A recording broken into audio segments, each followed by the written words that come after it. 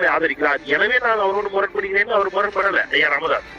அவங்க 2 பேருக்குமான சண்டை அப்படிங்கிறது சமூக நீதியை மையமாக வைத்து வந்த சண்டை அல்ல.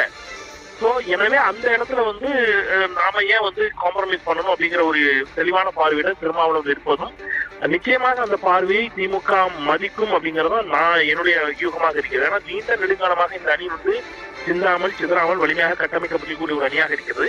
ஒரு புதிய ஒரு ஒரு ஒரு கட்சியை அல்லது ஒரு புதிய சக்தியை புதிய ஆற்றலை உள்ளே கொண்டு வருவதன் மூலமாக இது பலப்பட்டால் பரவாயில்ல, அதற்குள் ஒரு சலசலப்பையும் அல்லது வேறு ஏதேனும் சச்சரவுகளையும் அது ஏற்படுத்தும் என்று சொன்னால் திருமாவளவன் உள்ளிட்டவர்களை காயப்படுத்தி அப்படி ஒரு அணியை ஏதோ ஒரு இடத்துல சஞ்சலத்திற்கு உள்ளாக்கி ராமதாஸ் அவர்களை இந்த அணிக்குள் கொண்டு வருவதற்கு நிச்சயம் ஸ்டாலின் விரும்புவாரா அப்படிங்கிறது ஒரு பெரிய கேள்விக்குறியாகத்தான் இருக்கிறது.